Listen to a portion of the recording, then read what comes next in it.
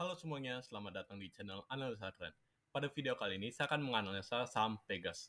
Oke, sebelum memulai, disclaimer terlebih dahulu. Jika sudah, mari kita mulai.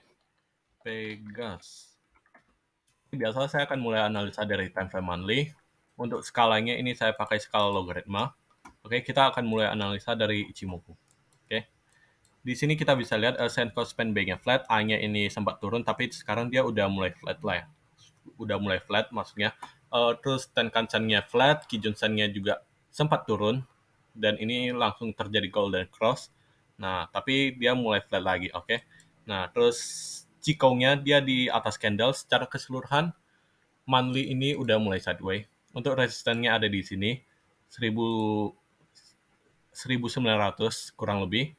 Terus untuk supportnya ada di mana? Ada di sini, 710, oke. Next, kita zoom di weekly. Di sini juga kita bisa lihat ya, Senko Span AB-nya flat, Kijun Sen Tenkan-Sen-nya juga flat. Chikou-nya di bawah candle, secara keseluruhan ini juga masih sideways. Untuk resistennya ada di sini, 1645. Terus supportnya ada di sini, 1260, oke. Kita cek di daily juga, ini walaupun sempat ada momentum yang cukup besar, tapi kalau kita lihat secara Ichimoku, kita bisa tahu kalau Senko Span B-nya flat, A-nya ini mungkin naik, Kijun Sen Tenkan-Sen naik, Chikou-nya ini naik. Ini emang ada tanda-tanda dia mulai uptrend kan. Nah, karena harga udah close di atas Kumo-nya juga, oke. Tapi secara keseluruhan, kita harus tunggu konfirmasi pembukaan berikutnya, opening besok. Nah, itu apakah dia mampu break high ini. Nah, tapi secara keseluruhan, kalau menurut saya dia masih flat ya. Kenapa? Karena kalaupun dia bisa naik dikit, ini kumonya aja masih beres kumo, oke? Dan kita jangan lupa kalau di weekly, monthly ini juga Pegas ini masih sideways, oke? Sekarang kita coba cek dengan Elliott Wave. Seperti biasa maksudnya, kita akan gabungin sama momentum langsung.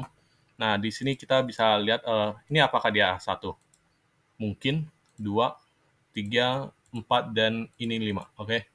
Walaupun ini satunya kelihatannya 1, 2, 3 ya. Jadi ini kita nggak usah terlalu dipedulikan 1, 2, 3, 4, 5-nya. Oke, kita fokus ke ini, penurunannya sejak ini, Mei 2013, oke? Kalau sejak Mei 2013, sekarang ini apa? Kita lihat. Ini mungkin 1, ini 2, 2-nya ini expanded flat, terus 3, 4 ini mungkin agak kompleks, di sini selesai, terus ini ada 5, oke? Nah, setelah 1, 2, 3, 4, 5 ini apa? Ini kalau kita lihat ini seperti triangle, oke? Nah, berarti ini apa? Ini sebenarnya dia cuma A, di sini B, dan sekarang ini C, oke? Kenapa C-nya di sini? Karena ini kita lihat ini harga bikin lower low, tapi untuk stokastik dia bikin higher low, oke? Di C-nya, oke? Jadi ini selesai di C. Terus next kita zoom ke weekly di bagian sini. Sejak kenaikan di corona, ini apa? Kalau sekali lihat ya, sekilas, ini mungkin ada beberapa yang lihat, oh ini 1, ini 2, ini 3, ini 4, ini 5, oke? Dan ini juga nggak masalah karena dia kontingannya, walaupun 4-nya masuk ke 1, kan ini bisa jadi diagonal yang panjang wave 5-nya lebih panjang dari wave 1-nya, oke? Nah, cuma kalau menurut saya ini enggak ya, karena kenapa? Kalian lihat momentumnya, oke? Ini momentum weekly-nya ini baru 1, 2, 3, oke? Jadi kalau menurut saya ini bukan 1, 2, 3, 4, 5, tapi ini lebih tepatnya di counting A, B, C, oke? Kita coba buktiin ya, zoom di daily. Daily juga sama nih momentum yang sejak 24 Maret sampai ini September 2020, ini kayak satu impulsif aja, oke? Lebih tepat kalau kalian countingnya gini, ini 1, ini 2, terus 3-nya mungkin ini 1, 2, 3, 4, 5, terus 4-nya sideways, terus 5. Nah, lebih tepat itu. Karena kalau kalian zoom di lihat di momentumnya, ini 1 kan. Ini 2-nya kecil, terus 3 sampai di sini, terus 4-nya sideways, 5. Oke, ini satu impulsif. Oke, makanya ini lebih kalau buat apa counting elliott wave, kalian coba aja gabungin sama momentumnya. Oke, itu akan lebih mudah lah untuk counting. Terus kalau gini kan kita udah tahu, oh ini A, B, C yang ketika 2020 ya. Nah, terus kalau ini A, B, C, sebelumnya A, B, C, berarti ini apa? Kalau kita zoom out lagi ya. Ini berarti ini A, B, C ini sebenarnya W. Terus naiknya A, B, C lagi ini sebenarnya X. Ini sekarang apa? Y. Oke? Nah, terus kenapa? Oh, kenapa ini enggak W, X, Y, X, Z? Nah, kenapa? Karena kalian perlu lihat ininya. Eh, yang penurunan sejak Mei 2013 sampai ini apa? Oktober 2017 ini seperti apa? Impulsif. Oke, ini satu wave impulsif yang cukup besar. Terus ini juga penurunan saat corona ini juga impulsif. Oke, jadi ini ABC ini zigzag. Zigzag dulu baru W, terus ABC X, terus sekarang Y. Terus Y-nya gimana? Y-nya arahnya kemana? Kan kita udah tahu nih. Oh, Ishimoku kita dapat weekly, daily, monthly, itu semuanya flat kan, alias sideways. Oke, berarti ada kemungkinan sebenarnya Y-nya ini sideways. Oke, kalau Y sideways di Elliott wave itu apa yang mungkin? Itu ya udah complex correction di Y-nya. Oke, atau dia bisa jadi symmetrical triangle. Kalau dia symmetrical triangle, artinya apa? Dia akan naik turun sebaik minimal lah ada 5 kali, terus baru bisa break, retest, naik. Oke, nah kayak gini. Ini proyeksi ya, perkiraan. Nah, terus kalau kita gabungin sama momentum di monthly juga, kalian lihat ya. Ini kan W, X, terus X-nya di sini kan. Nah, terus dia mungkin turun, naik dikit di momentum monthly ini aja udah kayak tinggi banget momentumnya. Oke, kenapa bisa tinggi banget? Karena kalian jangan lupa ini. Nah, di monthly ini ada resistance yang cukup kuat, yaitu Senko Span A-nya. Oke, nah kemungkinan dia ya udah secara monthly dia akan sideways. Kalaupun dia naik nih, sekarang kan ada di 1450. Kalau dia naik sampai 1800 itu juga secara monthly dia masih apa? Sideways hitungannya. Oke. Nah, cuma karena dia sideways di weekly monthly, apakah di daily ada peluang? Daily sebenarnya kita masih ada chance sih sebenarnya. Secara jangka pendek, ini mungkin masih ada chance dia untuk naik. Tapi apakah naiknya akan kencang? Kalau menurut saya kelihatannya enggak juga ya. Karena kita perlu ingat, resisten paling dekatnya di weekly itu ada di 1645. Berarti chance kenaikannya apa? 12%, 13% lah chance untuk naik. Terus turunnya juga berapa? 13% juga. Jadi ini harga sekarang, ini ada di tengah-tengah kalau Pegas. Dibilang secara teknikal ya, dibilang mahal enggak, dibilang murah juga enggak. Oke. Jadi ini secara keseluruhan sideways lah. Kalau menurut saya secara teknikal aja, ini ya udah mungkin dihindari aja untuk trading di Pegas. Oke.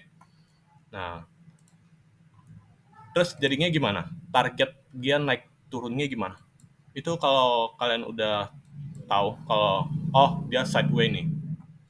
Nah, udah kalian dia paling kalau kalian fokus oh nyari Fibonacci-nya gini gini gini targetnya paling nyentuh balik lagi. Jadi nggak usah terlalu dipusingin lah. Nih jadi untuk analisa ini kita nggak akan bisa cari target yang persis lah. Nih. Nah, kalian cukup fokus ke ini. Kalau yang saya lihat ya, nih, fokusnya ke ini. Resisten di ini, Senko Span A monthly-nya, oke?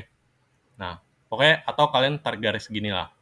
Nah, pokoknya selama harga di bawah garis ini, udah Pegas masih belum menarik secara teknikal, dia mungkin akan terpantau lagi untuk turun. turunnya juga nggak nanggung-nanggung, ini bisa ke 1000 mungkin. Oke. 1000 kan juga angka psikologi kan. Jadi ya mungkin cukup lah untuk kalau terpantau di situ. Oke.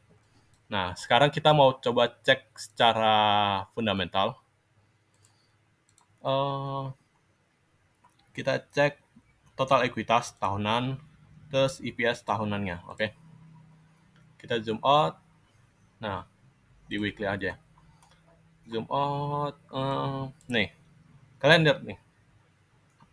Ekuitas dia emang naik terus dulu ya. Sampai akhir 2017, kuartal 4-nya ekuitasnya masih naik, tapi setelah itu dia turunkan, drop. Oke. Dari 2018 sampai sekarang dia drop. Tapi sebenarnya kejatuhan ini itu udah ada tanda-tandanya dulu.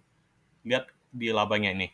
Labanya sejak 2013 aja ini udah merosot loh di 2013. Sampai corona ini sampai minus, oke.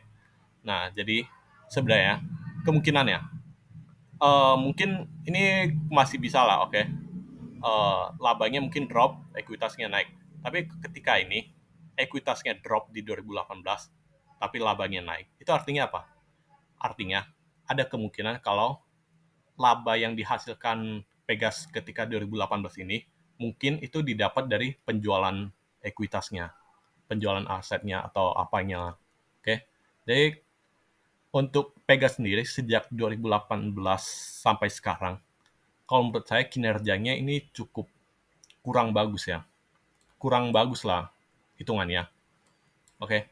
Nah, kita cek PBV-nya ya. PBV, PBV. Seperti biasa, PBV saya akan gabungin sama Bollinger Band. Untuk yang nggak tahu kenapa saya gabungin Bollinger Band, bisa cek video saya tentang analisa fundamental secara teknikal ya. Oke, kita hilangin ini. Ini portable. Inputnya ini pakai 260, karena di weekly ini sama dengan 5 tahun. Terus PB rasio sumbernya, oke. Nah, ini saya mau logaritmik. Nah, agak zoom. Nah, dan nih, Pegas, PBV-nya aja ini udah mendekati 1. Oke. Secara teknikal, yang tadi saya bilang, kan dia sideway. Terus harganya juga udah di tengah-tengah. Mau naik ya paling maksimal 13%. Turun juga maksimal kurang lebih ada 13%. Jadi kayak kalau dibilang mahal enggak, murah enggak, dan di PBV juga sama, harganya mendekati PBV 1 kan. PBV 1 plus rata-rata 5 tahunan. Ini makin mendukung kalau dia mungkin nunggu laporan keuangan berikutnya keluar, oke. Kalau misalnya laporan berikutnya itu bagus, dia mungkin baru bisa break ini trendline yang atas ini. Nah, tapi kalau misalnya ya masih sama lah, performanya nggak ada perubahan signifikan, ya udah kemungkinan dia sideways. Jadi secara Elliott Wave kita udah tahu nih, dia kan bakal sideways. Ichimoku kita juga dapat sideways. Secara kinerja fundamental juga ya dia emang ada peningkatan di 2021. Tapi kan itu belum tentu akan lanjut meningkat di 2022, oke. Jadi market itu masih masih inilah, masih meragukan. Jadi belum ada respon yang cukup positif, tapi juga nggak ada respon yang terlalu negatif di Pegas sekarang. Karena ada kenaikan di 2021 kan. Nah, jadi menurut saya untuk Pegas, secara teknikal, Ichimoku dan Elliott Wave kita udah tahu kalau dia sideways. Ini artinya Pegas ini tidak cocok untuk ditradingkan, oke? Kalau dibilang mahal enggak, murah juga enggak. Di PBV-nya juga ini juga mendekati 1 kan. Dibilang mahal enggak, murah juga enggak. Dan belum ada sentimen yang cukup positif. Nah, kalian jadi untuk Pegas ini, kalian perlu tunggu, mungkin kalau menurut saya, tunggu tahun depan. Alias kalian perlu cek laporan keuangan kuartal 1, 2, 3, 4 di tahun 2022 ini. Nah, setelah itu mungkin kalian baru boleh pertimbangin lagi lah apakah kinerjanya makin bagus di 2022 atau malah biasa aja atau malah drop. Oke. Karena kalau kalian langsung asumsi, lagi ini nih, bagus nih. Lagi saham pada naik, IHSG naik, terus Pegas kemungkinan naik. Itu menurut saya nggak juga sih. Kalian perlu cek kinerjanya Pegas gimana, secara teknikal juga sama kan, dia sideway. Oke. Kalau misalnya mau scalping, ya terserah sih. Tapi kalau menurut saya itu nggak terlalu menarik sih. Walaupun emang ada chance plus 13 sama minus 13%, oke? Nah, oke. Sekian analisa Pegas. Disclaimer kembali ya. Sekian dan terima kasih.